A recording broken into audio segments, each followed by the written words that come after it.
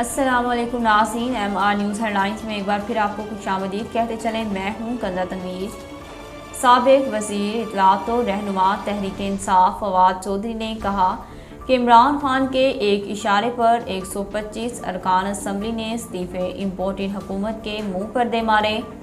Twitter پر جاری بیان میں فواد چودھری نے کہا کہ کچھ عرصہ قبل مریم نواز نے اپنے 2 MNAs کو کہا استعفیٰ اسپیکر کے منہ پر مارو، تو دونوں نے مریم نواز بی بی کو کہا مذاق میں بھی ایسا نہ سوچنا۔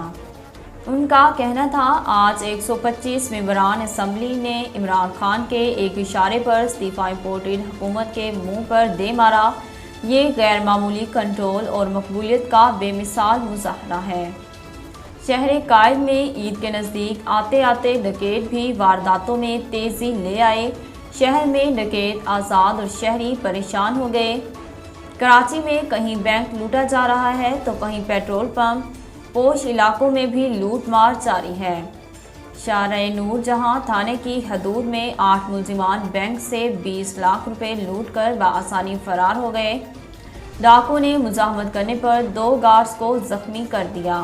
شارع فیصل پر مسلح ملزمان نے 2 پیٹرول پمپ لوٹ لیے۔ شلوار قمیض پہنے 2 مسلح ملزمان کو ویڈیو میں دیکھا جا سکتا ہے۔ ڈیفنس تھانے کی حدود میں ڈکیتی ہوئی جس میں 4 ملزمان 25 تولے سمیت پستول اور 30,000 روپے چھین کر فرار ہو گئے۔ سابق وزیر اعظم کراچی کب پہنچیں گے، شیڈول جاری کر دیا گیا۔ تفصیلات کے مطابق پاکستان تحریک انصاف 16 اپریل کو باغ جناح میں عوامی طاقت کا بھرپور مظاہرہ کرنے جا رہی ہے، جس کے شیڈول جاری کر دیے گئے۔ سابق وزیر اعظم عمران خان 16 اپریل کو شام 4 بجے کراچی پہنچیں گے۔ ایئرپورٹ سے وہ سابق گورنر سندھ عمران اسماعیل کی رہائش گاہ جائیں گے، جس کے بعد وہ شوکت خانم کینسر ہسپتال کراچی کے لیے منعقدہ فنڈ ریزنگ افطار ڈنر میں شرکت کریں گے اور مختصر خطاب کریں گے۔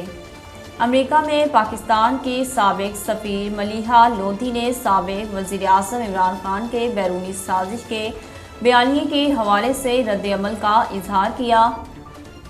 ملیحہ لودھی کا کہنا تھا کہ عمران خان کی خارجہ پالیسی میں ایسی کوئی چیز نہیں تھی کہ امریکہ اتنا خفا ہو گیا ہو کہ وہ سازش کرے، غیر ملکی سازش کی کوئی حقیقت نہیں۔ سابق سفیر نے کہا کہ سازش اور مداخلت میں فرق ہوتا ہے۔ سفارتی مراسلوں میں سخت زبان استعمال ہو جاتی ہے، مگر اس کا مطلب یہ نہیں کہ سازش ہو رہی ہے۔